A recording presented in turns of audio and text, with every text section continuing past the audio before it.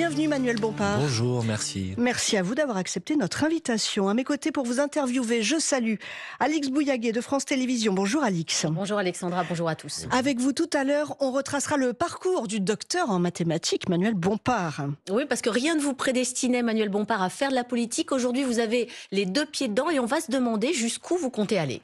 Françoise Fressos du journal Le Monde est également à nos côtés. Bonjour Françoise. Bonjour à toutes et tous. Avec vous, on va se projeter, comme tous les dimanches, jusqu'en 2027. Sur quel sujet avez-vous envie de faire le point ce dimanche ? Alors, c'est pas Manuel Bompard, c'est plutôt Jean-Luc Mélenchon avec cet questionnement vers une quatrième candidature. Est-ce que cette fois, c'est la bonne candidature ou est-ce que c'est la candidature de trop ? Mais d'abord, Manuel Bompard qui sourit déjà. 5 minutes d'actu entre quatre yeux. Le budget de la sécurité sociale continue d'être examiné à l'Assemblée. Est-ce que mercredi, vous allez vraiment voter contre la suspension de la réforme des retraites ? Alors, si on a la possibilité d'abord d'aller jusqu'au vote du budget de la sécurité sociale, je vous confirme notre volonté de rejeter ce budget. Mais ce n'est pas certain à ce stade qu'on aille jusqu'à son terme, puisque vous savez, il y a des délais constitutionnels qui encadrent le temps dont l'Assemblée nationale dispose pour pouvoir examiner ce budget. Et au vu du nombre d'amendements qui nous restent et du nombre de séances qui nous restent, le plus probable aujourd'hui, c'est que mercredi, le budget ne soit pas voté, ni d'ailleurs adopté, ni rejeté, et qu'il parte au Sénat avec la possibilité, dans ce cadre-là, pour le gouvernement, de choisir lui-même les amendements qu'il retiendra. Alors, le gouvernement qui dit, par exemple, Amélie de Montchalin, qui dit non, c'est faux. Ça, c'est une fake news encore des Insoumis. Le gouvernement reprendra tous les amendements qui ont été votés. Le gouvernement a la possibilité de choisir les amendements qu'il retient. S'il décide de retenir tous les amendements, il retiendra tous les amendements. Mais en tout cas, les parlementaires n'auront pas l'opportunité de se prononcer pour adopter ou rejeter le budget de la sécurité sociale. Alors, vous qui voulez vous prononcer, je repose ma question sur la suspension. Je vais y venir, vous inquiétez pas. Maintenant, c'est important quand même, parce que évidemment. C'est quelque chose, la suspension de la réforme des retraites, c'est une chose pour laquelle les salariés sont descendus par millions dans les retraites. Non. L'abrogation. Mais dites-moi sur la suspension. Mais c'est quand même une différence majeure. Sur la suspension. Mais il n'y a pas de suspension de la réforme des retraites dans ce budget de la sécurité sociale. Il y a effectivement une mesure qui a été accordée par Monsieur Lecornu, qui a un décalage de l'entrée en vigueur de la retraite à 64 ans d'un an. C'est-à-dire que initialement, c'est les gens nés en 1968 qui devaient partir à la retraite à 64 ans. Si le projet de Monsieur Lecornu allait jusqu'à son terme, c'est les personnes qui sont nées en 1969. C'est un décalage d'un an de l'entrée en application de la retraite à 64 ans. Ça ne suffit pas à LFI. Mais non, mais moi, madame, je suis défavorable à la retraite à 64 ans. Je considère que d'ailleurs, ça a été une forfaiture antidémocratique, un passage en force. Donc moi, je me bats pour l'abrogation de cette réforme. Marie-Lise Léon, c'est un syndicat. C'est elle justement qui a emmené des millions de personnes avec la CGT. Évidemment, c'est la représentante de la CFDT. Elle dit que l'argument de la suspension qui serait en fait un leurre et qui ne suffit pas, c'est un argument de loser. Ce sont ses mots, ce ne sont pas les miens. Ceux qui considèrent qu'en 2027, en fait, la gauche a aucune chance et donc que fatalement, la réforme Borne s'appliquera. Est-ce que c'est comme ça que vous raisonnez ? Est-ce que vous vous dites la suspension ne suffit pas parce qu'on n'a aucune chance en 2027 ? Madame, d'abord, je vous ai dit que ce n'était pas une suspension, je vous ai expliqué pourquoi. Et deuxièmement... Marie-Lise Léon, elle dit que c'est une victoire. Là, c'est un syndicat de salariés. Mais moi, je ne suis pas Marie-Lise Léon. Donc, si vous voulez interviewer Marie-Lise Léon, invitez-la. Mais là, en l'occurrence, c'est moi que vous avez en face de vous. Or, qu'est-ce que je vous dis ? Et que les gens qui nous écoutent doivent pouvoir comprendre. C'est que faire croire que ça va être un progrès pour les gens, un décalage d'un an de l'entrée en vigueur de la retraite à 64 ans, quand elle est financée dans le budget de la sécurité sociale par un gel des pensions de retraite l'année prochaine, une sous-indexation pendant 4 ans des pensions de retraite. C'est-à-dire que, y compris les salariés qui pourraient peut-être, et il n'y en a pas beaucoup, bénéficier du fait qu'ils gagnent 3 mois sur leur âge de départ à la retraite. Mais justement, ça, c'est ce dont il faudrait discuter. Madame. N'est-ce pas ? Est-ce que ça n'est pas dans le débat ? Laissez-moi aller au bout de ma démonstration, si vous voulez bien. Même ces personnes-là qui gagneraient peut-être 3 mois, elles perdent davantage parce que leur pension de retraite serait sous-indexée pendant 4 ans. Donc en fait, on fait croire aux gens, c'est comme si on disait aux gens, vous devriez être content, on va vous donner 1 euro, mais dans le même temps, on vous en reprend 5. Manuel Bompard, vous voyez, est-ce donc que c'est pas ce débat excusez-moi, ça s'appelle pas un progrès, ça. Est-ce que c'est pas ce débat qu'il faudrait avoir ? On l'a ce débat. Vous l'avez ce débat ? On l'a à l'Assemblée nationale. Et évidemment, il n'est pas acceptable que pour que ce décalage de 3 mois puisse voir le jour, il faut avaler l'ensemble du budget de la sécurité sociale, c'est-à-dire entre 12 et 15 milliards d'euros d'économies sur le budget de la sécurité sociale. Ça n'est pas ce qui est en train de se passer, n'est-ce pas ? En ce moment, c'est en train de se passer, madame. C'est exactement ce qui est en train de se passer, pardonnez-moi. Le budget de la sécurité sociale, c'est moins 7 milliards milliards d'euros d'économies sur la santé, c'est 3 milliards pour l'année blanche, c'est 3 milliards sur le gel des pensions de retraite. Donc, vous aurez du mal à faire croire aux gens qui nous écoutent que c'est un progrès. Moi, s'il y avait la possibilité d'avoir le décalage sans les contreparties, très bien, je prendrais, mais il n'y a pas. Ce matin, dans Le Parisien, le premier secrétaire du Parti socialiste est cinglant avec les Insoumis, vous l'avez lu, j'imagine. Quand on prétend défendre les salariés, on ne pratique pas la politique du pire au nom d'un grand soir qui ne vient jamais, vous dit Olivier Faure. Mais moi, en fait, je ne pratique pas la politique du pire ou du grand soir. Ce que dit Olivier Faure est juste faux. Mais vous savez, quand on prétend... Ne pas voter la suspension en disant « nous, on veut l'abrogation ». Quand on prétend défendre les salariés, quand on prétend défendre les retraités, et quand dans le même temps, le gouvernement a l'intention de faire la poche des retraités et des salariés, notre devoir, quand on prétend les défendre, et je prétends les défendre, c'est d'empêcher le gouvernement de faire ça. C'est pas de le laisser faire. Or, ce que fait le Parti socialiste aujourd'hui, c'est en quelque sorte de vendre des illusions et de laisser passer, là par exemple hier, les recettes du budget de la sécurité sociale. C'est donc d'avaliser l'idée qu'il va y avoir entre 10 et 15 milliards d'euros de coupes dans le budget de la santé, dans le budget de l'hôpital. Donc excusez-moi, mais ça c'est l'inverse du programme que j'ai défendu devant les électrices et les électeurs. Et c'est d'ailleurs l'inverse du programme que Olivier Faure a défendu devant les électrices et les électeurs. Le PS, lui, évidemment, revendique sa stratégie, une stratégie des petits pas et des victoires. Alors donc la suspension de la réforme des retraites, le rétablissement d'une forme d'ISF, le dégel du barème de l'impôt sur le revenu, Ils ont voté contre, madame. 1 milliard de plus pour l'hôpital. C'est incroyable. Est-ce que vous les comprenez et vous revendiquez quoi? Non mais madame, d'abord, excusez-moi de vous le dire, mais là, la liste des c'est la liste du PS, hein. Oui, je sais, mais je sais pas, votre rôle, c'est pas juste de répéter ce que dit le Parti socialiste, c'est quand même de le vérifier. Non, mais mon rôle est d'essayer de comprendre où vous en de le menez le débat. vérifier. Est-ce que l'Assemblée nationale a voté un rétablissement de l'impôt de solidarité sur la fortune? La réponse est non. Ce n'est pas vrai. Il y a plusieurs eu mesures une modification de ce qu'on appelle l'impôt sur la fortune immobilière, où on a transformé un barème progressif par un barème avec un taux fixe de 1%. Très concrètement, ce qu'a fait l'Assemblée nationale, c'est faire un cadeau aux multimilliardaires, aux plus riches, parce qu'ils paieront moins d'impôts sur la fortune, en l'occurrence immobilière, puisque c'est comme ça que ça s'appelle, si ce projet devait voir le jour, que c'est le cas aujourd'hui. Vous avez cité dans les victoires du Parti socialiste la réindexation du barème de l'impôt sur le revenu. C'est un amendement que nous avons voté, nous, que le Parti socialiste n'a pas voté. Ils ont voté contre. Alors, si vous voulez maintenant expliquer que les points sur lesquels ils ont voté contre, c'est des victoires du Parti socialiste, ça va commencer à être un petit peu compliqué à convaincre. Maintenant, vous m'avez posé la question. Nous, ce qu'on fait, on se bat pour essayer d'enlever un maximum de mauvaises choses de ce budget. Mais on ne se fait pas d'illusions et on ne vend pas du rêve aux Françaises et aux Français. Et on sait qu'à la fin, le gouvernement a l'intention de les ramener, notamment par la commission mixte paritaire, c'est-à-dire par le Sénat. Et donc, à la fin, nous allons rejeter ce budget. Nous allons rejeter ce budget de la sécurité sociale, parce qu'il n'y a rien à attendre de ce gouvernement. Et est-ce que je vous ai bien compris, mercredi, si vous arrivez au moment où il faut voter sur la suspension de la réforme des retraites, vous voterez contre cette suspension? Oui, c'est ce que nous avons fait en commission et il n'y a aucune raison que nous fassions des choses différentes à l'Assemblée nationale en hémicycle, pour la raison que je vous ai indiquée. Et quel est l'espoir sur l'abrogation? Vous avez quel espoir sur la possibilité de faire passer l'abrogation? C'est votre niche du 27 novembre. Non, mais avec ce gouvernement, je n'ai aucun espoir de faire passer l'abrogation de la réforme des retraites. C'est pourquoi, si on veut l'abrogation de la réforme des retraites, il faut faire tomber ce gouvernement. Parce que vous savez, c'est quand même incroyable. Alors, elle est où votre censure? Attendez, c'est quand même incroyable. Il faudrait faire passer comme un progrès le fait d'avoir un vague décalage, alors qu'il y a une majorité de députés qui sont pour l'abrogation. Il suffirait que le gouvernement dise très bien, les députés votent. Et si les députés votaient, l'abrogation de la réforme des retraites serait votée. On ouvre la discussion. Vous voyez, donc moi je continue à me battre pour l'abrogation de la réforme des retraites, et pour ça, ça passe par la censure de ce gouvernement. On ouvre la discussion avec une question de Françoise Fressoz. La censure du gouvernement, comment comptez-vous l'obtenir? Là, on a l'impression que votre stratégie, comme d'ailleurs celle du Rassemblement national, d'obtenir soit la destitution, soit la dissolution, ça ne marche pas. Qu'est-ce qui vous fait encore espérer? Est-ce que vous allez essayer d'avoir avec vous les écologistes et le Parti communiste? Est-ce que des discussions sont engagées avec eux? Racontez-nous quelle est votre stratégie aujourd'hui, alors que, encore une fois, on a l'impression que vous êtes un peu en difficulté par rapport à votre ambition du début. Alors non, je me sens pas du tout en difficulté. C'est très simple, Madame Fressoz. Il y a eu une motion de censure il y a à peu près maintenant un mois à l'Assemblée nationale qui a échoué à 18 voix près. Vous me parlez des... Quand est-ce que vous en déposez une? Je vais vous répondre à vos questions, ne vous inquiétez pas. Les écologistes, les communistes avaient voté favorablement cette motion de censure. Si elle n'est pas passée, c'est parce que les socialistes ne l'ont pas votée. Donc, mon objectif, moi, c'est d'obtenir la chute de ce budget, de la sécurité sociale pour protéger les Français. La chute de ce gouvernement. Ça passe par le fait de redéposer une motion de censure. Et nous redéposerons cette motion de censure à partir du moment où nous avons une certitude que celle-ci puisse être votée. Donc, alors, quand exactement?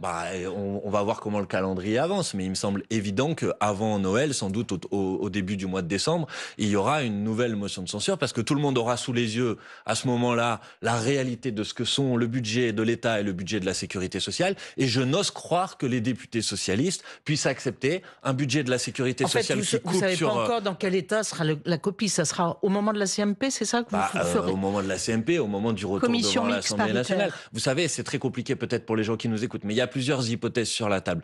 Il y a l'hypothèse qu'à la fin, il y a une commission mixte paritaire et donc une nouvelle lecture à l'Assemblée nationale. Et donc là, on aura une vision précise de ce budget de la sécurité sociale. Il y a l'hypothèse que les délais parlementaires soient totalement excédés, que le gouvernement puisse légiférer par ordonnance. C'est votre rêve, ça, en fait. Ah non, c'est pas mon rêve, non. Moi, vous savez, je suis parlementaire et les ordonnances, ça n'a jamais été utilisé en France sur le budget depuis 1958. Donc si le gouvernement va au coup de force jusqu'à passer son budget par ordonnance, alors là, oui, c'est clair qu'il y aura une motion de censure et je crois que le gouvernement sera renversé. Manuel Bompard, le vote d'hier sur le volet recettes du projet de loi de finances de la sécurité sociale est assez éclairant. Vous avez voté contre avec le Rassemblement national. Vos petits camarades communistes et écologistes se sont, eux, abstenus. Est-ce que ça veut dire que vous êtes dans l'hémicycle pour faire en quelque sorte dérailler le système? C'est ce que vous dit la ministre des Comptes publics, Amélie Montchalin, qui vous classe dans la catégorie arnaqueur et illusionniste, la même catégorie que le Rassemblement national. Est-ce que vous marchez main dans la main avec eux? Franchement, madame, moi je fais mon travail à l'Assemblée nationale et j'essaye de défendre les propositions politiques qui sont celles pour lesquelles les électrices et les électeurs ont élu les députés de la France insoumise. Et madame Montchalin ferait mieux de se rendre compte que c'est son budget qui risque de faire dérailler le pays. Est-ce que vous savez que les prévisions économiques sur le budget de monsieur Lecornu se traduiraient par une division de la croissance par 2 l'année prochaine? Donc vous voyez, pardon, non, mais elle a les pas de leçon écologistes et les communistes vous ont lâché en quelque sorte. Ça, c'est la grande nouveauté. Les socialistes, on était habitués, mais eux, c'est un fait nouveau. Madame, il y a eu hier une abstention d'une majorité qui permet du groupe au écologiste. budget recettes d'être accepté. Je suis d'accord avec vous, même s'il faut aussi dire qu'un certain nombre de députés écologistes et de députés communistes, eux, ont voté contre comme nous. Il n'y a pas eu que les insoumis qui ont voté contre. Mais c'est une mauvaise nouvelle pour vous. Mais c'est surtout une mauvaise nouvelle pour le pays. Parce que le raisonnement qui était celui du Parti socialiste, y compris jusque-là, c'était de dire... En fait, on sera fixé au moment de la fin de l'examen sur les recettes, parce qu'on saura quelles sont les marges de manœuvre dont on dispose sur les dépenses. Il n'y a eu quasiment aucune recette nouvelle dégagée sur le budget de la sécurité sociale. En acceptant un budget de la sécurité sociale dans lequel il y a... sur les revenus du capital. C'est vrai, c'est pour ça que je vous dis quasiment, madame. C'est-à-dire qu'en gros, il était prévu 15 milliards de coupes dans le budget de la sécurité sociale. Ils ont réussi à rajouter 3 milliards, mais il y a aussi à peu près 3 milliards qui sont ressortis parce qu'un certain nombre de mesures qui étaient prévues ont été annulées. Donc en fait, on est toujours à peu près au même niveau. Si à la fin, vous n'avez pas de recettes, il n'y a pas 10 000 solutions. À la fin, forcément, il va falloir faire payer la facture et les recettes, sur les dépenses. Manuel Payer la facture sur les dépenses, ça veut dire réduire les indemnisations pour les personnes qui sont atteintes, par exemple, de maladies de longue durée. Ça veut dire, par exemple, doubler les franchises médicales. Donc ça a des conséquences très concrètes sur la vie des gens. Et ben moi, je suis contre ça. Sur ce cadrage économique, on a 3 000 milliards de dettes, on va être à 118% de dettes, 3 500 milliards de dettes, 118% de dettes. On a une charge des intérêts de la dette qui va devenir le premier budget du pays. Est-ce que vous vous placez dans le cadre où il faut revenir sous les 3% de déficit en 2029 ? Est-ce que c'est ça, votre trajectoire ? Je pense que d'ici à 2029, c'est juste impossible. Et ceux qui disent qu'ils vont le faire n'y arriveront pas. Puis pour la raison que les budgets de ce qu'on appelle d'austérité ou de coupe que M. Lecornu met sur la table se traduisent par un ralentissement de l'activité économique, je vous le disais. Et vous, les recettes, c'est sur les entreprises essentiellement. Madame, la situation actuelle, le déficit aujourd'hui supérieur à 5% en France, à un moment, il faudrait quand même que ça soit dit, et vous pouvez vérifier ces chiffres. Depuis que Emmanuel Macron est arrivé au pouvoir, les dépenses publiques en proportion du PIB, elles n'ont pas augmenté. Elles ont même légèrement baissé. Ce qui a été réduit depuis qu'Emmanuel Macron est arrivé au pouvoir, c'est les recettes. Pourquoi ? Parce qu'Emmanuel Macron a une politique, qui était une politique qu'il a appelée politique de l'offre. Je fais des cadeaux aux plus riches, je fais des cadeaux aux grandes entreprises, et j'espère que ça se traduise par un impact sur l'économie réelle. Voilà. Oui. Cette politique-là, elle a profité à 80 fois plus aux 5% les plus riches qu'aux 5% les plus pauvres. Et c'est à cause de ça qu'aujourd'hui, on a effectivement un déficit qui est trop important. Donc, qu'est-ce que moi je vous dis ? Si vous voulez résoudre le problème qui nous est posé, vous devez rétablir des recettes. Et ces recettes, ça veut dire Et on est déjà à rétablir la 45% fiscalité. de taux de prélèvement obligatoire. Mais non, On mais est alors, numéro 2 mais non, dans mais la en zone fait, euro. ça dépend. On compte plusieurs fois on compte plusieurs fois un certain nombre de choses. Attendez, franchement, on arrive au municipal. soyons sérieux. Les 500 plus riches dans ce pays, ils ont vu leur patrimoine doubler depuis qu'Emmanuel Macron est arrivé au pouvoir. Donc oui, excusez-moi de vous dire qu'aujourd'hui, c'est sur eux qui devraient faire des économies plutôt que diviser par 2 la prime de Noël sur les allocataires du RSA. Vous voyez, c'est une question de Alice choix politique. Bouillaguet. Moi, je préfère faire payer les milliardaires que les allocataires On du Mais il vous n'y a RSA. pas de entend, on vous majorité entend. à l'Assemblée On vous pour la entend. taxe Zuckman. Oui, c'est la raison pour laquelle je pense qu'il fallait censurer le gouvernement. Et le Parti socialiste On voit- disait d'ailleurs, si la taxe Zuckman n'est pas adoptée, nous censurerons le Manuel gouvernement. Elle n'a Bompard, pas été adoptée, ils n'ont pas l'intention on va aujourd'hui de avancer un censurer petit le peu. gouvernement. On voit quand même qu'avec ce vote d'hier, je reviens, excusez-moi à ça, mais Je vous en c'est quand prie. même la grande nouvelle. C'est-à-dire que les Insoumis, vous êtes quand même isolés au sein du camp de gauche. Imaginons des législatives anticipées. Est-ce que vous croyez toujours à la capacité Madame, de cette gauche ne dites pas des- à s'unir? Ne dites pas des choses qui, y compris c'est mathématiquement, factuel, Manuel maintenant Bompard. justement mathématiquement, elles ne tiennent pas. Par exemple, parmi l'ensemble des parlementaires du nouveau Front populaire, il y en a davantage aujourd'hui, hier, qui ont voté contre les recettes du budget de la sécurité sociale que pour. Donc me dites pas que je Mais suis isolé. Maintenant, je regrette, je n'ai pas de problème à vous le dire, je ne comprends pas et je regrette la décision des écologistes et des Est-ce que- communistes de s'abstenir est-ce sur que- les recettes du budget de la sécurité sociale. Et comme il y aura à la fin un vote sur le budget final, j'ose espérer qu'ils vont se ressaisir et qu'ils vont comprendre que le programme du Assiste-t-on nouveau au Front retour populaire, des c'est de deux voter gauches contre. Assiste-t-on au retour des deux gauches irréconciliables ou pas? Mais non, mais en fait, les électrices et les électeurs de gauche, ils ne sont pas d'accord avec la stratégie du Parti socialiste. D'habitude, d'ailleurs, vous regardez les sondages, les enquêtes de popularité. Peut-être vous avez vu, par exemple, l'enquête de popularité ce matin, qui est publiée par le journal La Tribune de dimanche. Qu'est-ce qu'il dit? Il dit que dans le bloc de gauche, ceux qui tiennent bon sur la censure et le rejet de la politique d'Emmanuel Macron, ils progressent, et qu'à l'inverse, quelqu'un comme Olivier Faure, qui est allé, de mon point de vue, se fourvoyer dans un accord avec Monsieur Lecornu, est en train de s'affaisser. Donc en fait, les électeurs de gauche, y compris les militants et les électeurs du Parti socialiste, ils sont pas d'accord avec Mais c'est la décision. rabibochage, imaginons législatives ou municipales, la gauche va se retrouver, elle a Moi, je toujours souhaite, cette capacité à s'unir. que les électrices et les électeurs de gauche se retrouvent autour de ceux qui ne transigent pas sur les principes, qui restent Donc cohérents ça veut dire avec pas les d'accord valeurs avec les qu'ils ont socialistes, défendues. par exemple, pour les mais municipales. les Ça se traduit comment, ça? Aux élections municipales. Ou législatives ou Aux municipales. élections On est à 5 municipales. mois, c'est en Aux mars. élections municipales, il y aura effectivement différentes candidatures dans l'essentiel des grandes villes, c'est clair. D'ailleurs, les partis socialistes a même dit à Paris, vous l'avez peut-être vu, pas d'alliance avec la France insoumise, ni au premier, Et au deuxième ni tour, au deuxième tour. Et au deuxième tour, qu'est-ce que vous moi, faites? Moi, si je suis les listes conduites ou menées par la France insoumise ou soutenues par la France insoumise, évidemment, dans un second tour aux élections municipales, elles proposent aux autres listes de gauche de se rassembler pour battre la droite et l'extrême droite, comme on l'a toujours Donc fait. vous faites l'union au deuxième tour? Moi, je souhaite qu'on puisse faire l'union partout où on est en tête, en proposant aux autres de fusionner Et quand vous avec nous. n'êtes pas en tête? Ça, dans ce cas-là, il faut que vous posiez la question au Parti socialiste. Non, mais Pour l'instant, c'est à vous là que je pose, parce Ah que ben c'est non, vous, madame. vous Oui, mais êtes madame, notre invité aujourd'hui. J'entends très bien, mais ceux qui décident de fusionner leur liste ou pas, c'est les listes qui sont en tête. D'accord? Donc, moi, je réponds à ce que je peux répondre. Si notre liste est en tête, on cherche à créer les Et conditions pour de le reste, rassemblement. vous êtes prêt à vous maintenir? Pour le reste, on est prêt à en discuter, mais pour l'instant, les socialistes disent qu'il n'est pas question Donc de c'est fusionner quand même la avec grosse fissure à gauche aujourd'hui. Non, mais ça, c'est au Parti socialiste qu'il faut poser cette question. Avec Vous pouvez un pas me reprocher à responsable moi. à vos yeux, le Parti Vous pouvez pas me socialiste. reprocher à moi, alors que je vous dis au deuxième tour, moi, je cherche à rassembler tout le monde. Vous pouvez pas me reprocher à moi une décision qui manifestement est celle du Parti socialiste. Un exemple très concret à Lyon, la candidate LFI vient de lancer sa campagne. Ça se passait jeudi soir, seule contre le reste de la gauche unie et contre Jean-Michel Aulas qui réunit la droite et le centre. La stratégie, c'est cavalier seul au premier tour et au second. Où vous pensez, dans ce cas de figure, qu'il peut se passer autre chose, qu'il peut Non, y il avoir. se passera pas autre chose. La stratégie, c'est pas l'objectif, c'est pas d'être tout seul ou d'être à plusieurs. Nous, on a toujours dit la même chose. On propose à celles et ceux qui souhaitent faire avec nous, à partir du moment où on est d'accord sur des mesures programmatiques aux élections Le municipales. vôtre de programme. Non, pas que le nôtre, mais un certain nombre de marqueurs programmatiques. Écoutez, c'est pas que politiciens, les municipales, ça concerne aussi la vie des gens. Donc nous, par exemple, dans les élections municipales, on défendra la gratuité de la cantine scolaire à l'école. Je pense que ça intéresse des gens qui habitent dans ces villes. On défendra le retour en régie publique de l'eau, par exemple. C'est-à-dire de faire en sorte que ça soit pas des multinationales qui s'engraissent sur le dos des habitantes et des habitants de ces villes. Si d'autres sont d'accord pour porter ces propositions, là, j'en ai pris 2, il y en a d'autres avec nous. Très bien, on peut faire ensemble, mais pour l'instant, c'est pas le cas. Et pas d'inquiétude. Aux élections municipales, le seuil pour se qualifier au deuxième tour, il est à 10%. Et il y a toujours eu aux élections municipales différentes listes à gauche, porteurs pas tout à fait des mêmes propositions programmatiques. Et ensuite, c'est les électrices et les électeurs qui décident. Et donc, à Lyon, je suis très content que pour l'instant, manifestement, la candidature de Anaïs Bellois-Sachérifi, elle est largement soutenue dans la population lyonnaise, puisque les sondages disent qu'elle pourrait faire 15, 16, 17, 18%. C'est bien. Alors cette semaine, il y a une victoire de la gauche. Mais elle se passe outre-Atlantique, une victoire éclatante. C'est vrai. Oui, je vous emmène aux États-Unis. Le nouveau maire de New York, Zoran Mamdani, qui ne s'est pas privé d'interpeller Donald Trump. Donald Trump, puisque je sais que tu regardes, j'ai un message pour toi. Monte le volume. S'il y a bien une ville qui peut montrer à tout le pays comment vaincre Trump, c'est New York, la ville de son ascension.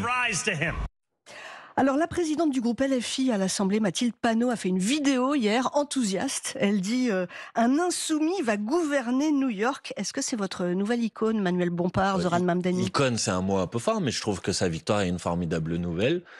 Ça démontre d'ailleurs qu'y compris dans l'Amérique de Donald Trump, il y a une volonté d'une partie de la population de proposer une alternative qui soit une alternative qui se traduit par un changement dans la vie des gens. Et effectivement, du point de vue des propositions politiques que porte Zoran Mamdani, on se sent, nous, les insoumis, très proches.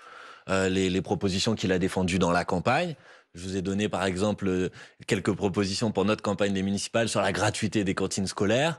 Je vous ai parlé, par exemple, comment on rend la vie des gens qui habitent dans ces villes moins difficile. Bon, Zoran Mamdani, c'était par exemple la gratuité des transports, c'était par exemple le gel des loyers, qui sont des propositions qu'on a aussi dans notre programme. Donc effectivement, on se sent assez proche des propositions politiques qu'il a portées. Ça ressemble au socialisme à la française, finalement. Les loyers, les bus gratuits, la garde pour les moins de 6 ans.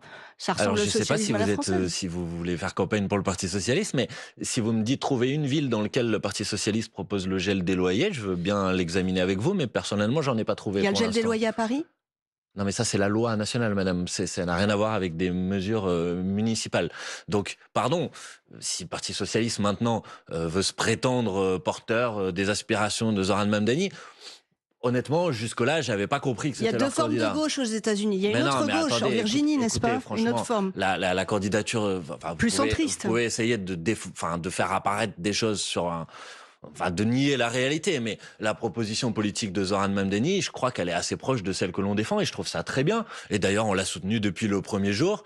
Et si maintenant certains tardivement se mettent à le soutenir, c'est une bonne chose aussi. Manuel Bompard, on entend que vous célébrez Zoran Mamdani.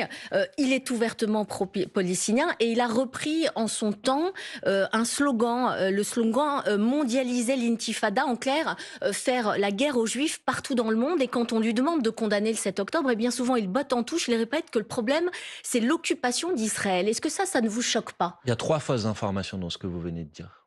D'abord, le fait que ça voudrait dire faire la guerre aux Juifs partout dans le monde. Comment vous traduisez ça? Mondialiser l'intifada, je veux bien votre définition. Je vais corriger vos 3 contre-informations avant de répondre à votre question. Mais mondialiser Deuxièmement, il n'a pas utilisé ce slogan. Ça, c'est une deuxième contre-information. Si, il l'a utilisé, il a repris à son constat. Pas récemment, il ne l'a pas utilisé. On lui a posé la question de savoir si ça le choquait que des jeunes personnes l'utilisaient. Et il a dit, je ne suis pas là pour faire la police des mots. Et vous traduisez ça par le fait que lui a utilisé ce slogan. Il l'a repris pardon, madame, de vous le dire. Pardon, madame, de vous le dire, mais je crois que vous êtes ici pour informer les gens et pas les désinformer. Et là, en l'occurrence, par votre question, vous les désinformez. Donc, personnellement, je n'ai pas non plus utilisé ce slogan. Par contre, je salue l'engagement de Zoran Mamdani contre le génocide en cours à Gaza. Et je dis d'ailleurs que ça lui a valu à peu près les mêmes procès que ceux que subit la France insoumise depuis des mois et des mois de manière particulièrement infecte et particulièrement inacceptable. Donc ne Zoran pas condamner Mamdani, le 7 octobre il a évidemment condamné le 7 octobre. Madame, s'il vous plaît, franchement, donnez des informations qui sont exactes, parce que sinon, vraiment... Alors, une information exacte, il lève des fonds pour l'UNRWA. C'est une agence onusienne qui est accusée de collusion avec le Hamas. Madame, ça, c'est pas un problème aussi? L'UNRWA, vous parlez d'une agence de l'ONU. Il y a eu une enquête qui a été faite sur ce sujet, sur cette soi-disant collusion avec le Hamas. Quelles ont été les conclusions de cette enquête, madame? C'est qu'il n'y avait aucune collusion avec le Hamas. Donc, s'il vous plaît, et c'était une enquête qui était une enquête indépendante et internationale. Mais franchement, vous vous rendez compte de la question que vous êtes en train de me poser? L'UNRWA, c'est une agence humanitaire qui ouvre des écoles pour les enfants palestiniens. Et vous êtes en train de reprocher à Zoran Mamdani de financer l'UNRWA. Vous savez que la France finance l'UNRWA. Et vous savez que heureusement que la France finance l'UNRWA et qu'aujourd'hui Donald Trump veut plus financer l'UNRWA. Mais franchement, je crois que vous êtes vraiment trompé dans votre question. Manuel Bompard, on va aller plutôt sur cette actualité après les incidents à la Philharmonie de Paris, puisqu'on est, c'est une actualité proche, n'est-ce pas? 4 personnes en garde à vue. Lors de ce concert, il y a donc eu des fumigènes, des heurts. Si vous avez vu les images, ça aurait pu franchement mal tourner. Vous ne pouvez pas empêcher des gens d'exprimer une protestation contre un génocide. Ça, c'est ce qu'a dit Jean-Luc Mélenchon. Vous êtes le seul parti, LFI, à ne pas condamner. Est-ce que ça veut dire que vous validez? Est-ce que ça veut dire que vous cautionnez? Est-ce que c'est responsable? Je cautionne quoi, madame? Que vous cautionnez qu'on importe, qu'on mette de la violence dans un concert parce que c'est l'orchestre d'Israël qui est en train de jouer. Là aussi, attention s'il vous plaît. S'il y a eu de la violence vendredi matin, moi j'ai vu les images, vous les avez vues aussi. C'est pas les personnes qui ont allumé des fumigènes, c'est des spectateurs qui les ont frappés. Donc, s'il vous plaît. Non, n'inversez pas tout. Si, j'inverse, en fait, le sujet est le suivant. Est-ce que la Philharmonie n'avait pas le droit d'organiser ce concert à vos yeux? Moi, je pense que la Philharmonie n'aurait pas dû organiser ce concert, comme la Philharmonie avait par exemple déprogrammé des artistes russes après l'invasion de l'Ukraine par la Russie, parce qu'il s'agissait d'un concert, d'un orchestre philharmonique officiel qui se prétend d'ailleurs comme l'ambassadeur culturel de l'État d'Israël, dans lequel on allait jouer, et on a joué, l'hymne officiel de l'État d'Israël, avec l'ambassadeur d'Israël. La Philharmonie a dit qu'elle ne le savait pas, que ça n'était pas prévu au programme. Avec l'ambassadeur d'Israël à l'intérieur de la Philharmonie qui se lève et qui chante l'hymne. Et excusez-moi de vous dire que oui, quand un État dont les dirigeants sont aujourd'hui sous mandat d'arrêt de la Cour pénale internationale pour crimes de guerre et potentiellement pour crimes contre l'humanité, je trouve effectivement que ce concert n'aurait pas eu lieu. Et je trouve normal, et je comprends tout à fait que des personnes aient décidé de protester contre l'organisation de ce concert. Et essayer de les faire passer pour des gens violents, alors qu'ils ont fait une action de protestation et qu'ils ont ensuite été frappés. Et qu'ensuite ils ont été frappés à l'intérieur de la salle par des personnes. Si vous êtes contre la violence, vous devriez condamner les gens qui les ont frappés. La polémique a porté sur est-ce qu'on peut risquer des problèmes de sécurité dans une salle fermée. Ça aurait pu extrêmement mal tourner. Et d'ailleurs, ça alimente tout le procès en absence de sécurisation des salles. Et donc, ça renforce tous ceux qui demandent encore plus de sécurité. Donc, au fond, est-ce que vous ne faites pas aussi le jeu de l'extrême droite en cautionnant des actions pareilles? Parce que c'était une salle fermée avec un vrai risque. Vous avez raison, il y a eu des violences. Vous avez raison, il y a eu de la violence. Mais justement, l'arrivée de ces personnes a provoqué aussi des violences. Il y a eu de la violence, madame. C'est que ces personnes ont subi de la violence. Eux, ils n'ont pas été violents, contrairement à ce que j'entends sur les plateaux de télévision. Ça aurait pu mal tourner. Maintenant, je vais vous dire franchement, madame. Sur la sécurité des salles fermées. Les salariés de la Philharmonie, ils avaient pris position avant l'organisation de ce concert. Ils avaient dit, dans le contexte actuel, il faut à minima qu'il y ait une remise en perspective politique dans le contexte politique. Ça a été refusé. Des banderoles, des manifs devant la salle. Vous auriez dit pareil, madame. Vous auriez dit qu'ils ont... Faire des actions comme ça, c'était extrêmement dangereux. C'est une action symbolique et elle n'était pas dangereuse. D'ailleurs, elle n'a produit aucun autre débordement que des personnes qui étaient dans la salle qui ont décidé de frapper ces gens. Alors, si vous voulez, on fait 20 minutes sur le sujet. Mais moi, il n'y aura jamais dans ma bouche aucun mot de condamnation pour des gens qui font des actions pacifiques pour dénoncer un génocide. Et ce qui devrait vous choquer, c'est pas que des gens aient allumé 3 fumigènes dans une salle, c'est qu'il y a eu 250 Palestiniens qui sont morts depuis que le cessez-le-feu a soi-disant été signé à Gaza. Oui, mais c'est ça qui devrait vous choquer et c'est de ça dont on devrait parler. Donc le fait que des gens aient allumé 4 fumigènes dans une salle de spectacle. Manuel Bompard, d'autres images qui ont marqué la semaine, des vidéos révélées par Libération et Mediapart. Elles relancent le débat sur le maintien de l'ordre lors des manifestations de 2023, manifestations contre les méga-bassines à Sainte-Soline. On entend dans ces vidéos, entre autres, des ordres de tir tendus des gendarmes contre les manifestants. C'est une pratique interdite. Françoise Fressoz, une question ? Vous ne faites pas confiance. Là, c'était la question de France. Non, est-ce que vous demandez cette commission d'enquête parce que vous ne faites pas confiance à l'armée ou parce que vous avez un doute sur le gouvernement? Racontez-nous. Parce qu'au fond, toutes les enquêtes sont là. Je fais la transition parce que vous êtes allé un peu vite. Oui, effectivement, on demande une commission d'enquête sur les conditions dans lesquelles le maintien de l'ordre s'est déroulé lors de cette manifestation à Sainte-Soline. Pourquoi on fait cette commission d'enquête, madame? Parce que les vidéos qui ont été publiées cette semaine, ça fait 2 ans qu'elles sont dans les mains de l'inspection générale de la gendarmerie nationale. Mais c'est parce que c'est la gendarmerie nationale, vous pensez qu'ils font de la rétention? Ils font de la rétention d'information? Je ne fais pas de procès d'intention, madame. J'en reste à des faits. Ces vidéos, elles sont inacceptables. Vous les avez peut-être vues. Il y a ce que vous dites sur les tirs tendus, qui sont une pratique illégale, mais il y a aussi des propos qui sont juste inacceptables, dans lesquels on dit qu'on va tuer des gens, qu'on est content d'en avoir éborgné. Voilà, est-ce qu'on peut juste mettre dans le contexte? Oui, juste mettre. C'était une journée en effet très violente. Il y a eu aussi de l'autre côté des violences violence, des boules de pétanque, n'est-ce Je pas? ne dis pas l'inverse, madame, mais est-ce que ça justifie qu'un gendarme puisse être content quand quelqu'un est blessé? Est-ce que ça justifie qu'on puisse utiliser des pratiques qui sont illégales? Évidemment non. Or, ces vidéos, ça fait 2 ans qu'elles sont dans les mains de l'inspection générale de la gendarmerie nationale. Il ne s'est rien passé. Oui, qu'attendez-vous de cette commission d'enquête? J'attends qu'on fasse la lumière sur, y compris la hiérarchie, sur qui a donné les ordres, sur comment ça s'est déroulé, sur est-ce qu'il y a des sanctions pour les policiers ou les gendarmes en l'occurrence qui manifestement n'ont pas respecté les règles élémentaires de la déontologie. Vous savez, la police, la gendarmerie nationale, elles sont ce qu'on appelle les détenteurs du monopole de la violence légitime. Et donc ça leur donne des devoirs sur le fait de respecter des cadres déontologiques. Et cette journée, elle a été extrêmement violente. Il y a eu plus de 200 blessés. Il y a des gens qui ont été traumatisés par la violence. Et ce qui s'est passé ce jour-là n'est pas acceptable dans un de l'Intérieur a demandé une enquête administrative. Ça veut dire que vous n'avez pas confiance dans cette enquête? Je n'ai pas confiance dans la capacité du ministre de l'Intérieur, effectivement, à apporter des réponses sur ce sujet, puisque quand on lui a posé... Non, ça, c'était le ministre de la Justice. Quand on lui a posé la question, il a dit que, globalement, il n'avait pas vu les vidéos. Peut-être que son rôle, ce serait de les regarder, non? Qu'est-ce que vous en pensez? Une dernière question d'actualité, Manuel Bompard, sur le Mercosur. Apparemment, Emmanuel Macron, je vous emmène là sur complètement autre chose. On est sur un accord de libre-échange de l'Union européenne avec les pays d'Amérique du Sud.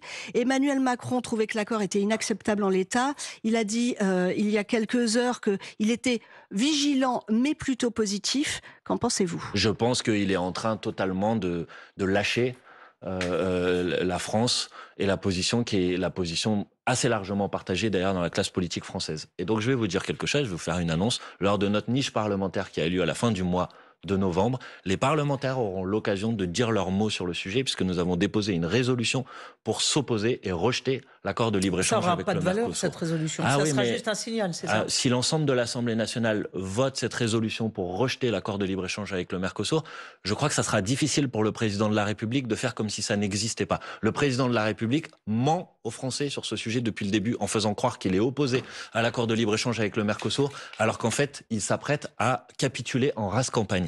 Eh ben, pour notre part, nous refusons de capituler en rase campagne et d'approuver un accord de libre-échange qui aura des conséquences dramatiques pour l'agriculture française, pour l'écologie, pour la santé des habitantes et des habitants. Vous ne croyez pas aux clauses de garantie offertes par Bruxelles? Ces clauses miroirs, en fait, c'est une clause aux alouettes. C'est un miroir aux alouettes, si vous voulez. On va dire comme ça. C'est-à-dire que vous prétendez qu'il va y avoir des contrôles, alors que vous n'avez pas les moyens de garantir et d'assurer ces contrôles. Donc c'est un mensonge qui est fait aux gens. Il faut rejeter cet accord de libre-échange avec le Mercosur. Nous le ferons au Parlement européen et nous aurons l'occasion de le faire aussi à l'Assemblée nationale à travers cette résolution. Manuel Bompard, vous êtes l'invité de Questions Politiques. On va tenter à présent de mieux vous connaître. Ouh là là. France Inter. Alexandra Ben Saïd. Questions politiques. Et celle qui dévoile nos invités, c'est Alix Bouillaguet, notre spécialiste des biographies et des archives. C'est ni un mentor, ni un père, c'est évidemment une personnalité politique qui a un rôle central dans la vie politique française et qui a eu un rôle central, y compris pour moi, parce que j'ai beaucoup appris et j'apprends beaucoup à ses côtés, et je m'en cache pas, évidemment. Et je pense que Jean-Luc Mélenchon, c'est quand même la personne qui a relevé la gauche dans ce pays. Donc je sais qu'il est d'usage de dire beaucoup de mal de Jean-Luc Mélenchon, mais pardonnez-moi, moi j'en dirais beaucoup de bien. On vous entend, c'était en septembre dernier, effectivement très laudateur sur Jean-Luc Mélenchon. Vous apparaissez pourtant comme en quelque sorte l'antithèse de Jean-Luc Mélenchon, c'est l'anti-bruit et fureur. Mais si votre style diffère, vous êtes son premier lieutenant zélé, le coordinateur du parti, celui qui donne les éléments de langage, celui aussi qui a gravi tous les échelons de la Mélenchonie depuis 2008. Est-ce que c'est offensant de vous décrire aussi comme un apparatchik? Oui. Pourquoi? J'ai l'impression que vous avez envie d'être offensant avec moi aujourd'hui. Pas du tout. C'est pour ça que je pas me... grave. Mais parce que d'abord, vous dites laudateur zélé, etc. Acceptez peut-être l'idée que la personne qui est en face de vous, elle a un cerveau, elle a des idées, elle essaye de réfléchir parfois par elle-même. On va parler de votre cerveau non, parce que vous vous voyez, en avez non, un. mais je le dis comme d'autres en fait. Et pour le reste, oui, je me cache pas du fait que effectivement, je suis fier de militer aux côtés de Jean-Luc Mélenchon, que je considère qu'il a eu un rôle essentiel, alors que la gauche, elle était dans les limbes après le quinquennat de François Hollande pour reconstruire une gauche digne de ce nom dans ce pays, qu'on peut aussi lui reconnaître quand même, parce que c'est bien, j'entends que beaucoup de gens aiment le critiquer, mais il faut peut-être aussi reconnaître quand il y a des choses positives. Par exemple, on pourrait reconnaître à Jean-Luc Mélenchon d'avoir contribué à faire émerger aussi une nouvelle génération politique. Et pour le reste, madame, Moi, je suis un militant, je travaille pour défendre les idées qui sont les miennes, je porte la parole des habitantes et des habitants de ma circonscription. Si vous voulez traduire tout ça en apparatchik, je trouve que c'est un peu réducteur pour l'engagement politique qui est le mien. C'est sûr que c'est un peu réducteur parce que votre grande passion, ce sont les chiffres. Vous cartonnez à l'école, au bac, vous avez 20 en maths et 19 en physique. Oui, c'est ça, je crois. Oui, école d'ingénieur à Grenoble, docteur en maths appliqué dans le domaine de l'optimisation aérodynamique en aéronautique. Alors autant vous dire que là, moi, je suis pas du tout calée. À la sortie, c'est juste pour optimiser la forme des ailes d'avion, madame. Très bien. Ouais, je pourrais expliquer. Et donc à la sortie, vous montez une start-up spécialisée dans l'intelligence artificielle. On peut se demander quand même, au vu de ce parcours d'excellence, qu'est-ce que vous êtes allé faire en politique ? Tout simplement parce que D'où vous vient cette passion ? Je crois que c'est une prise de conscience aussi dans ma jeunesse du caractère insupportable des inégalités qui existent dans notre pays, de la marche à l'abîme que vivent aujourd'hui nos sociétés du point de vue du changement climatique, et que tout ça a forgé chez moi aussi une envie de transformer la société, parce que je trouve que cette société, elle fonctionne pas bien. Voilà, et donc j'ai décidé de m'engager d'abord en dehors des formations politiques pour essayer de changer les choses, et puis petit à petit je me suis dit il suffit pas de protester dans son coin, faut s'y mettre aussi. Et les déjeuners du dimanche avec vos parents, vous avez 2 frères cadets, oui. C'était animé, ils sont de gauche, vos parents ? Oui, ça parlait quand même politique, mais il n'y avait pas d'engagement partisan. Voilà, donc ça a sans doute aussi contribué évidemment à forger ma conscience politique, mais je vois pas pourquoi on pourrait pas avoir une formation scientifique. C'est vrai qu'il y en a pas beaucoup, et en même temps être engagé en politique. On peut faire les deux. Moi, je garde un intérêt pour la science, pour les recherches que j'ai pu faire dans ma carrière professionnelle. Il paraît que pour vous détendre, vous faites des équations de temps en temps. Ça, c'est un peu une caricature, ça. Je suis intéressé, bien sûr, par la science. Je vous avais dit, j'ai travaillé dans le domaine de l'intelligence artificielle. C'est un sujet, y compris politiquement, duquel j'essaye de m'emparer aussi, parce que je trouve que c'est un sujet qui a beaucoup de répercussions politiques. Mais je suis aussi fier de mon parcours politique. Je crois qu'on peut être fier des deux en même temps. Alors, je sais que la phrase, l'expression est un petit peu à la mode, celle d'être un moine soldat, mais elle vous correspond aussi, il n'y a pas que Sébastien Lecornu. Je sais pas pourquoi vous dites ça. Non, vous n'êtes pas un moine soldat. Mais je sais pas qu'est-ce que ça veut dire un moine soldat. Quelqu'un, vous êtes un gros bosseur, dans une forme de discrétion. Discrétion, je sais pas. Regardez, je suis avec vous aujourd'hui. Mais oui, vous avez raison. Je considère que quand on porte la parole des électrices et des électeurs, qu'on défend des idées à l'Assemblée nationale, faut être à la hauteur. Et être à la hauteur, ça nécessite aussi de travailler sur les sujets, sur les dossiers. J'essaye de faire en sorte de pas dire des bêtises. Mais je trouve que tout le monde devrait faire pareil, non ? Et est-ce que votre côté pas de vague, c'est aussi un bon moyen pour ne pas déclencher la colère mélenchonienne qui s'abat parfois sur les trop-conditions ? En fait, le problème, c'est que vous avez pardon, je vous le dirais, c'est pas grave, mais... Est-ce que, je termine juste ma question. Je vous laisse terminer. Est-ce que c'est parce que aussi, dans votre parti, l'après-Mélenchon, c'est presque un interdit ou en tout cas un impensé ? Non, parce qu'en fait, le problème, c'est pas grave, mais vous avez en fait une idée préconçue sur la France insoumise qui fonctionnerait de telle ou telle manière. En gros, pour résumer, que ce serait Mélenchon qui déciderait de tout et que les autres... il y a eu quand même quelques preuves assez éclatantes. Attendez, que les autres n'ont pas de cerveau et qui suivent sans réfléchir. Non, mais... Pardon, moi, en fait, c'est pas dans ce mouvement politique que je vis. Le fait quand même qu'il y ait eu une purge, je sais que vous n'aimez pas le mot, mais en 2024, les anciens compagnons de Jean-Luc Mélenchon, Raquel Garrido, Alexis Corbière, ils ont dû prendre la sortie et vous avez été... Et alors ? Vous avez mené sans état d'âme cette purge. Mais d'abord, je n'ai pas fait de purge, ils n'ont pas été réinvestis comme candidats aux élections législatives. Et effectivement, j'assume totalement cette décision, mais c'était pas une décision personnelle, c'était une décision collective.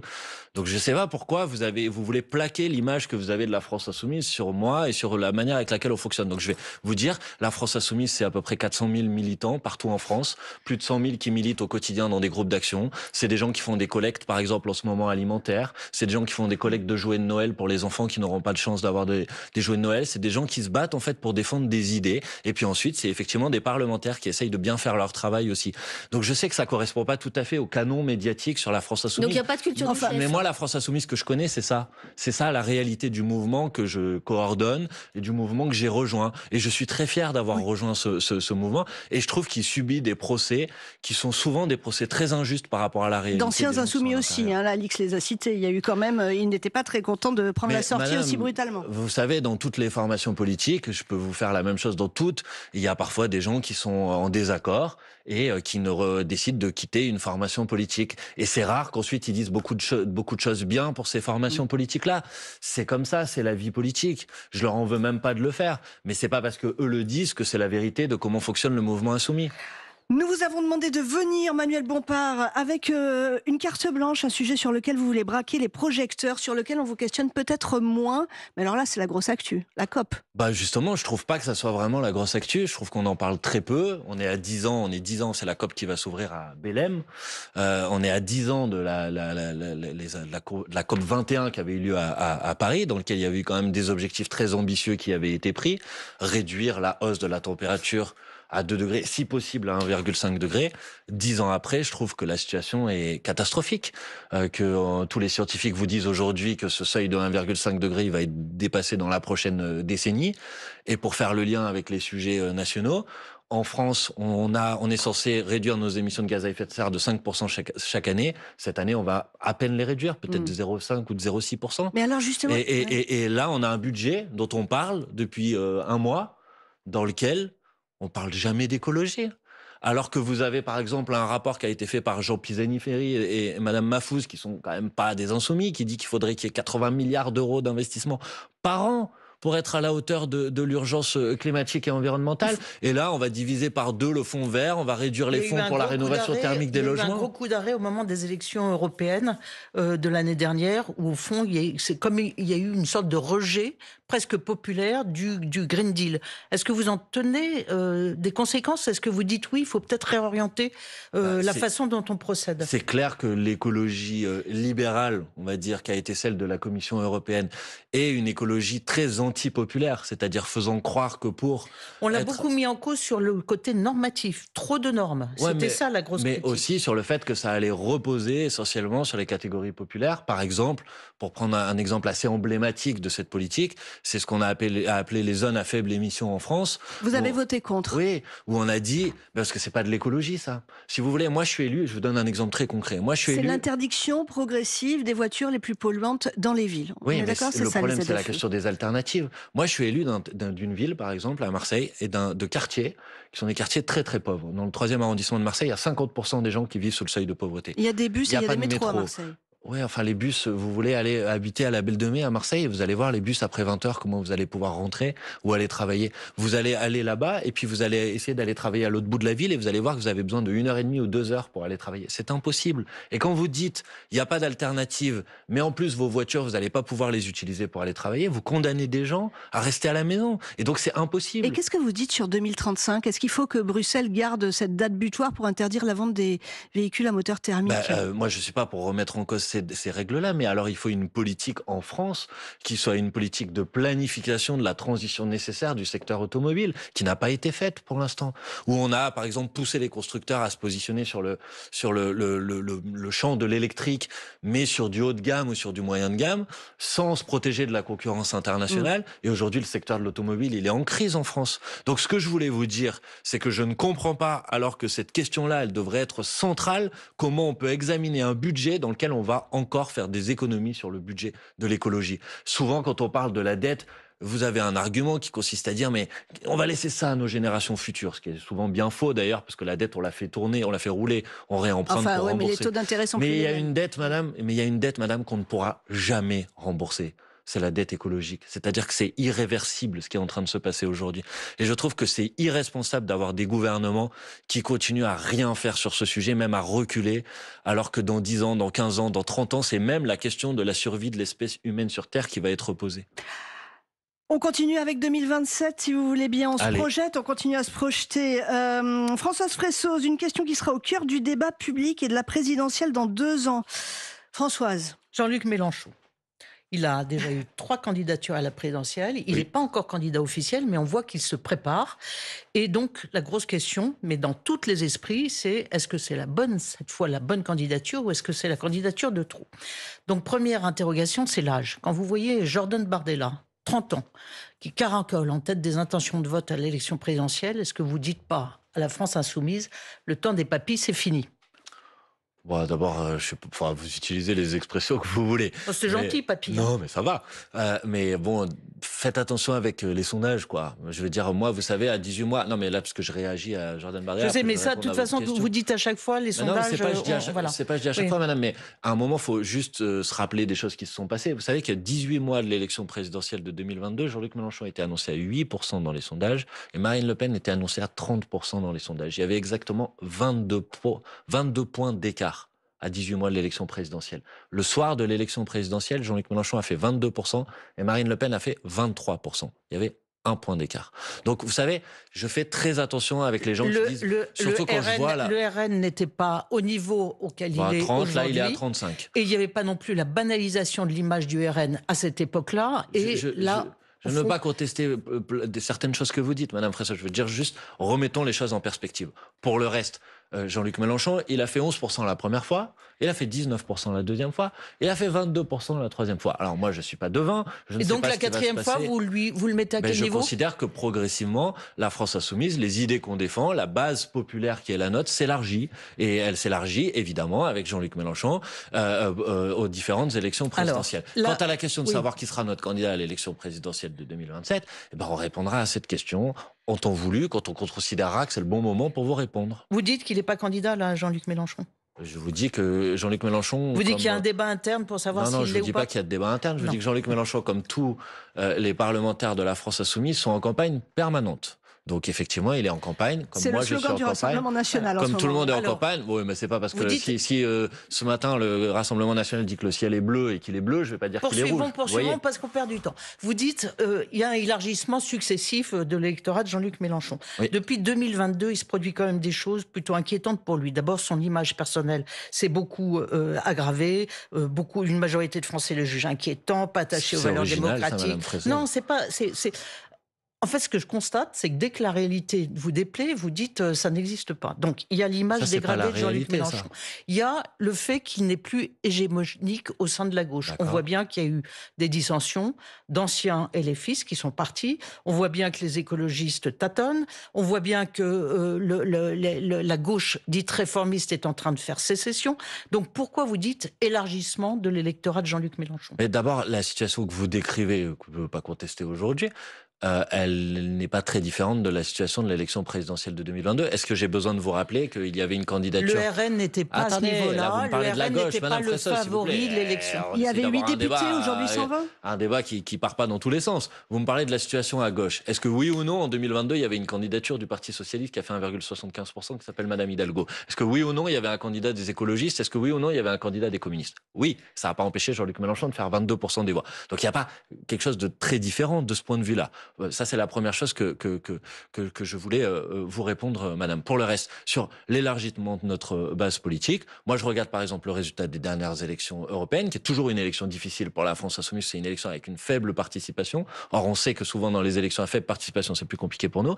On a gagné 1 million de voix par rapport à l'élection européenne. Mais vous êtes très loin de Glucksmann, par exemple, du candidat Glucksmann. Jean-Luc Mélenchon, la liste de la France insoumise en 2019, elle avait fait 6% et M. Jadot avait fait 14%. D'accord ? Donc, les élections européennes, c'est pas les élections présidentielles. Je vous dis juste que du point de vue des bases politiques que ça met en mouvement, je considère que le travail qui est le nôtre, d'aller chercher en particulier, puisque c'est notre stratégie, les gens qui sont les plus éloignés de la politique, qui globalement n'y croyaient pas et qui petit à petit retrouvent des raisons d'espérer. Et mon objectif, c'est de créer une stratégie qui permet de gagner l'élection présidentielle de 2027, ou celle d'avant, s'il y en a une avant. Et pour gagner cette élection, je pense que c'est auprès de ces gens-là, des abstentionnistes, des gens qui sont les plus éloignés politiques, qu'il faut progresser. Et je suis content de voir que notre travail porte ses fruits. Quand la gauche vous dit vous ne pouvez pas gagner le deuxième tour de la présidentielle parce que vous êtes devenu LFI, Jean-Luc Mélenchon, le repoussoir par rapport à Marine Le Pen. Qu'est-ce que vous répondez à ça ? D'abord, je leur réponds que pour gagner au deuxième tour de l'élection présidentielle, il faut d'abord y être qualifié au deuxième tour. Parce que quand je vois des gens qui sont annoncés à 4% dans les sondages nous expliquer que nous, on ne sera pas en mesure de gagner au second tour... Vous visez qui, là ? Olivier Faure, Marine Tondelier, pardon. Vous les prenez pour quantité négligeable ? Je ne les prends pas pour quantité négligeable, mais eux s'appuient sur des sondages pour dire que nous, au deuxième tour, on ne pourrait pas gagner. Donc ces mêmes sondages disent qu'ils ne sont même pas en capacité aujourd'hui de se qualifier au second tour. Donc, je trouve que c'est pas les mieux placés pour nous donner ces leçons. Pour le reste, au second tour d'une élection présidentielle, excusez-moi, c'est juste pour compléter la réponse. aux dernières élections législatives, tout le monde disait il n'y aura pas au second tour de mobilisation contre l'extrême droite. Il y en a eu une, et y compris un certain nombre de députés insoumis qu'on a annoncé soi-disant trop clivants. Ils ont été élus, y compris avec des voix qui venaient pas uniquement des camps insoumis. Et donc il n'y a pas de raison qu'aux élections présidentielles, par la mobilisation des abstentionnistes et des gens les plus éloignés de la politique, et par le fait qu'un certain nombre de candidats, si c'est l'extrême droite en face, un certain nombre d'électrices et d'électeurs voudront battre l'extrême droite, oui, je pense que Jean-Luc Mélenchon ou un autre candidat insoumis a tout à fait la possibilité de l'emporter. En tout cas, c'est mon objectif. Sauf que vous avez, il y a un changement quand même notable par rapport aux années 2020 à 2020. Ça, c'est l'enquête fracture française. La France insoumise, un parti qui attise la violence, un parti dangereux pour la démocratie. Les chiffres sont plus hauts aujourd'hui parmi les électeurs de gauche que en 2020. Votre image s'est dégradée à gauche, oui, chez les écolos, chez les socialistes. Heureusement, vu toute l'énergie qui est mise pour essayer de salir la France insoumise, franchement, si ça n'avait produit aucun résultat, vous devriez vous interroger sur. Vous le prenez par l'ironie. Non, je le prends pas par l'ironie. Je décris.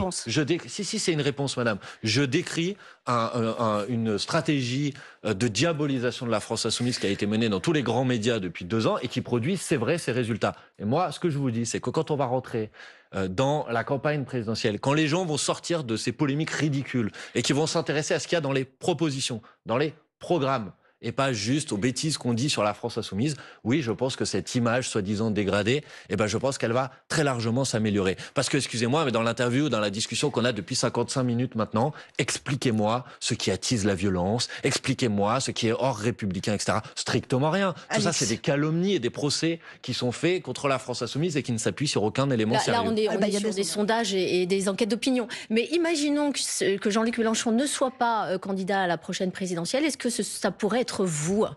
Mais madame, moi je vais pas rentrer au jeu des petits noms et des petits chevaux. Moi, si l'élection présidentielle devait avoir lieu demain, j'ai toujours dit que je trouvais que Jean-Luc Mélenchon était aujourd'hui la personnalité la mieux placée. Mais dans la jeune garde, vous voyez bien, il y a Mathilde Panot, il y a Clémence Guettet, il y a vous. On a l'embarras du choix. Mais vous si on dites doit pas, faire tiens, un choix, oui, moi j'ai les épaules. Mais vous l'avez dit, on a l'embarras du choix. Il y a plein de gens qui ont les épaules. Les personnes que vous avez citées, évidemment, les ont. Et si on doit à un moment décider mais vous m'avez mis dedans. Donc je considère. Et il faudra une primaire à ce moment-là? Mais non, on choisira François entre nous. Ruffin le dit encore ce matin, il faut une grande primaire de la gauche. Non mais franchement, on a parlé de Zoran Mamdani tout à l'heure. Zoran Mamdani est exactement la démonstration que la primaire est absurde quand vous mettez ensemble des candidats qui ne portent pas la même orientation programmatique. Zoran Mamdani, il a gagné l'élection contre celui qu'il avait battu à la primaire. Donc si vous allez dans une primaire avec des gens qui défendent pas les mêmes projets politiques, il y aura pas les gens, par exemple, si nous on gagne la primaire, monsieur Glucksmann ne va pas faire campagne pour nous, c'est pas vrai. Donc il faut pas faire croire des choses qui sont pas vraies. Ce n'est pas grave s'il y a plusieurs candidatures, il faut juste être en capacité de se qualifier au second tour. Et nous on travaillera pour être en mesure de nous qualifier au second tour. Quant à notre candidature, vous inquiétez pas, on décidera ensemble et on aura une proposition commune et ça sera la meilleure. Les 2 dernières minutes, Manuel Bompard, on passe au vrai-faux. La dernière séquence, je vous donne des affirmations, certaines très sérieuses, d'autres un peu plus triviales, et vous répondez pièges, vrai ou faux. C'est le référendum sur le traité constitutionnel européen en 2005 qui vous a amené à la politique, vrai ou faux? Vrai, plutôt vrai. Ouais. Vous parlez régulièrement à une intelligence artificielle, vrai ou faux? Non, faux. Vous auriez les épaules pour être président de la République? Bon, ça, c'est pas à moi de répondre à cette question. Ah vrai ou faux? Non, par définition, on n'est pas forcément la personne la mieux placée pour parler de soi-même. Vous faites partie de la commission de la défense et des forces armées à l'Assemblée nationale.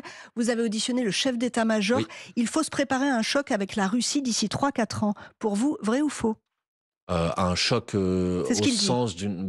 oui, mais par exemple, la revue stratégique nationale ne dit pas ça, donc plutôt faux. Vous êtes supporter de l'AS Saint-Étienne?